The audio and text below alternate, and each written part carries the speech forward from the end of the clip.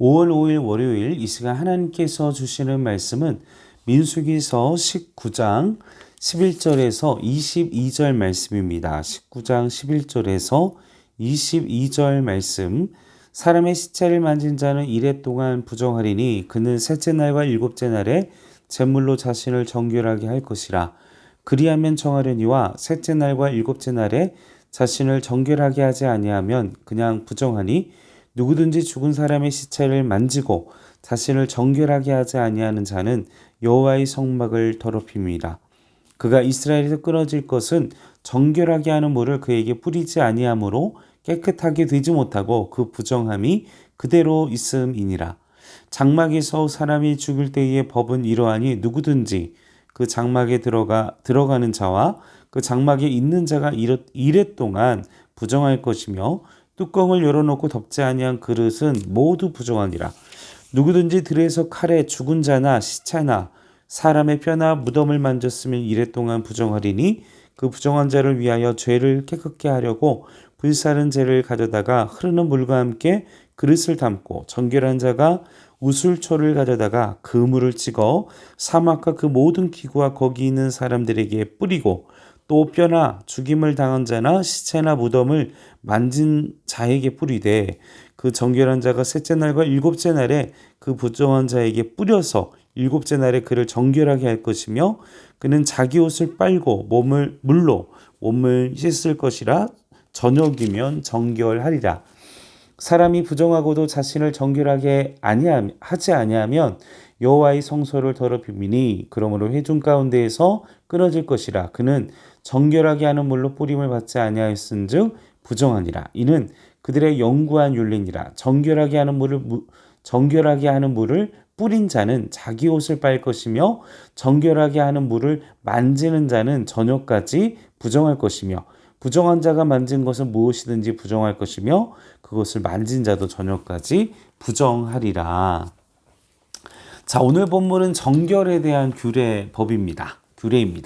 16장부터 18장까지 고라 일당의 그 모세와 제사장에 대한 반역, 그리고 이에 따른 레위인과 제사장들에 대한 규례를 다루었고, 18장에서는 부정해진 것을 정결하게 하는 물, 그리고 시체를 만져서 부정해진 사람이 정결하게 되는 방법에 대해서 말씀을 하고 있습니다.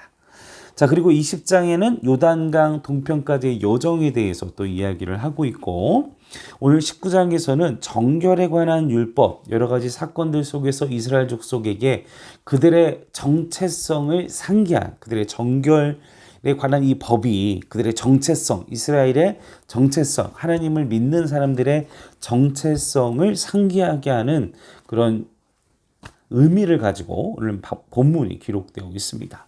특히나 우리가 알고 있지만 고라 일당의 반역으로 땅에 삼켜지고 병으로 말미암아 수많은 사람들의 죽음이 있었습니다. 앞서서 그러니까 수많은 시체들이 늘어나고 그 시체들에 대한 그 죽음에 대한 그 하나님의 정결 법에 대해서 지금 필요성이, 그리고 그 상황에 대한 우리가 이 흐름상 그 얼마나 많은 시체들이 있었겠어요. 심판과 또 멸망과 이런 여러 가지 질병으로 인한, 그리고 갑작스러운 하나님을 대적했던 그들의 그 역할로 인하여 이 죽음이, 그리고 그런 시체들이 있는 상황 속에서 정결에 대한, 죽음에 대한 정결에 대한 이 내용이 기록된 말씀이 오늘 19장의 말씀이 되겠습니다. 자, 11절 말씀을 보겠습니다. 이런 막 상황 속에서 사람의 시체를 만진 자는 11절에 이래 동안 부정하리니. 자, 죽은 사람의 시체를 가까이일 경우 본문에 기록을 하고 있습니다. 이래 동안 부정하다. 그리고 우리가 이런 내용들은 민수기 6장에서도 나실인에 대한 규례로서 알고 있지요. 그리고 레위기 21장 제사장의 가족 외에 다른 사람의 시체를 만져서, 민수기 5장 죽은 사람의 시체를 만진 사람은 진영 밖으로 격리되도록. 근데 그 이후에 어떻게 해라 라는 내용이 없어요. 민수기 5장에서 진영 밖으로 격리하는 것만. 그런데 그 이후에 어떻게 해야 하는지를 이제 19장에서 그 기록되고 있다는 것입니다. 구체적으로 이게 나오고 있다라는 것이죠. 자, 그 말씀에 다시 한번 11절을 보면 7일 동안 부정하다라고 기록을 하고 있습니다. 이제 여기에서는 이 그 사체에 대한 부정함이 위생과 감염병 그 예방만을 위한 내용이 아닙니다. 이것은 시체를 만져서 부정해지는 이유는 어떤 질병의 문제, 위생에 대한 문제가 아니라 죽음이라는 것이 부정하다라는 것을 우리에게 그리고 하나님의 백성들에게 경각시키기 위함이라는 것이죠. 원래 죽음은 아담과 선악과를 먹고 타락한 이후에 인류에게 죽음의 그 죄의 결과로 온 것이기 때문에 죽음은 부정한 것이다 라는 것을 우리에게 알려주고 있습니다. 죽음은 생명을 잃는 것이고 삶에서 떠나는 것이고 죽음을 미화시키거나 그러할 때 죽음의 본질을 잊어버릴 수 있습니다. 죽음은 부정한 것이다. 죽음에 대해서 우리가 바르게 인식할 때 우리가 처한 현실을 바로 알고 죽음에 직면한 그리고 늘 죽음의 곁에 있는 우리의 상황, 상태에 대해서 누구를 찾게 되어 있습니까? 하나님을 찾게 되어 있죠. 예수님을 찾을 수밖에 없습니다. 하나님께서는 죽은 사람의 시체를 부정하다고 하시면서 이스라엘 족속으로 죽음으로부터 그들을 분리하기를 원하셨습니다. 죽음을 당연하게 받아들이지 않도록 죽음을 그대로 내버려 두지 않도록 해결책을 주셨다는 것입니다. 그들은 시체를 만지더라도 7일 동안만 부정합니다. 이 율법은 두 가지를 얘기해 주는 것이죠. 이스라엘 족속에게 죽음이 있는 것을 하나님은 원하지 아니하신다. 우리의 삶 가운데 죽음이 있는 것을 하나님은 원하지 아니하신다. 그리고 죽음의 문제를 해결할 방안을 주신다. 오늘 말씀을 통해서.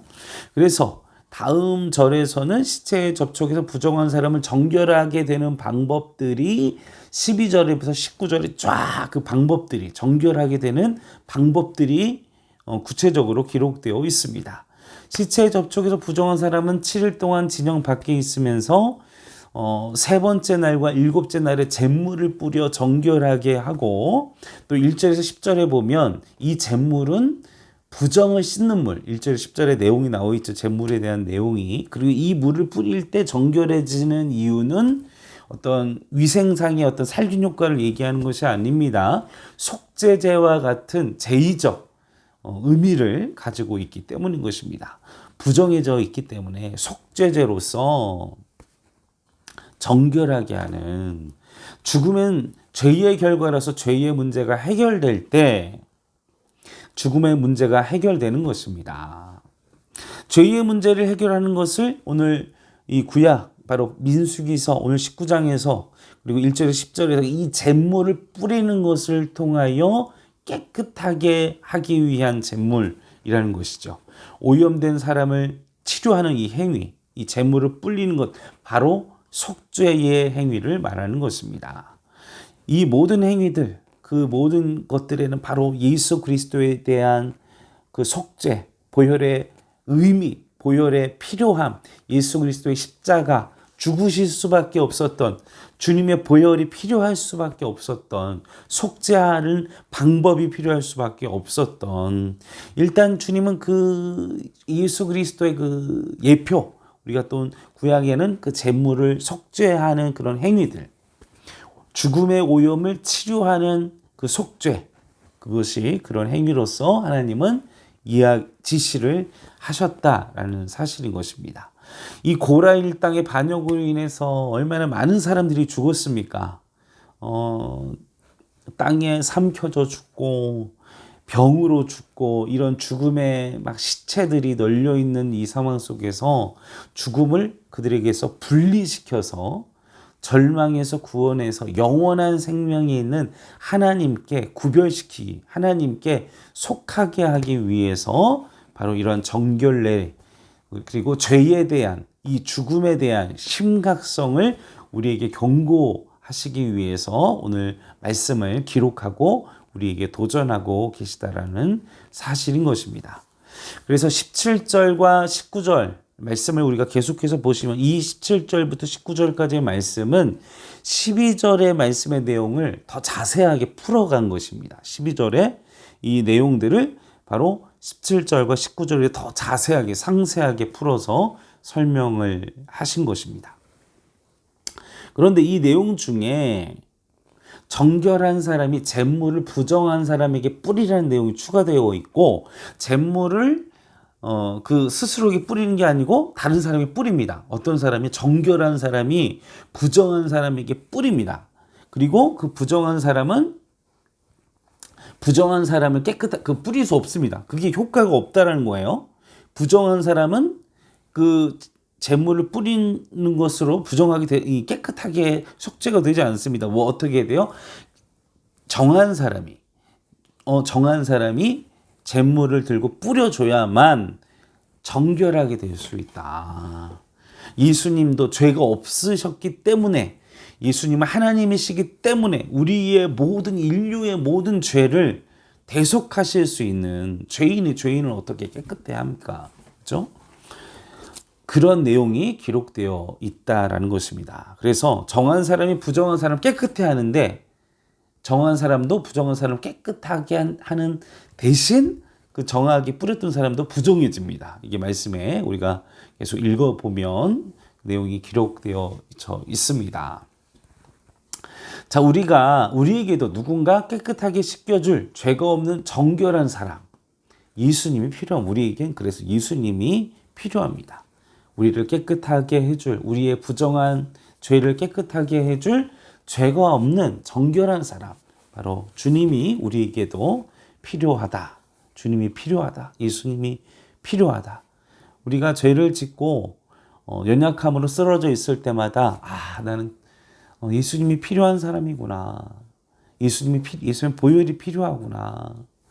자, 마지막입니다. 20절에서 22절 말씀 보겠습니다. 20절에서 22절 말씀 보겠습니다. 20절에서 22절의 말씀은 앞에 13절에서 16절 내용을 자세하게 반복해가지고 설명을 해주고 있습니다. 그 내용에 추가해서 이것은 영원한 율례이다. 부정한 사람이 만진 모든 것은 부정하고, 또 심지어는 그 물건에 이 그릇에 뚜껑이 열려 있으면 열려 있는 상태였다면 그 그릇도 부정하다. 물건들도. 이와 같이 이 죽음의 부정함에 대한 경각심을 발전시켜 죽음으로부터 정결하게 되는 법을 연구하는, 정결하게 되는 게 필요하다. 죽음은 이와 같이 우리보다 경각심을 가져야 된다. 이 메시지로서 우리에게 강력하게 요청을 하고 있습니다. 말씀을 정리합니다. 정결 규례, 이것은 영원한 하나님의 법입니다. 아무리 시대가 바뀌고 문화가 바뀌어도 죽음의 의미는 바뀌지 않습니다. 죽음에는 정결함이 필요합니다. 죽음을 해결되게 하는 속죄의 방법도 영원히 변하지 않습니다. 오직 예수 그리스도의 속죄만이 이것은 영원히 변하지 않습니다. 우리를 향한 하나님의 뜻이 이 죽음으로서 부정해지고 죽음으로서 죽음 안에 머물러 있는 삶이 아니라 죽음으로부터 격리된, 죽음으로부터 구원과 생명의 삶을 하나님은 우리가 그렇게 살기를, 그 가운데 있기를 원하십니다. 그것이 주님의 뜻임을 기억하면서 오늘도 모든 생명과 구원과 소망이 있는 하나님의 나라, 그분의 다스림을 소망하시는 우리 행정교회 온 성도들 되기를 주님의 이름으로 간절히 축원합니다. 함께 기도하시겠습니다. 아버지 하나님, 죽음은 부정한 것입니다. 죽음은 속죄가 필요합니다. 예수님이 필요합니다. 우리의 힘으로는, 내가 부정한 자이기에 나의 힘으로는 그 어떤 것으로도 용서함을, 깨끗함을, 속죄함을 받을 수가 없습니다.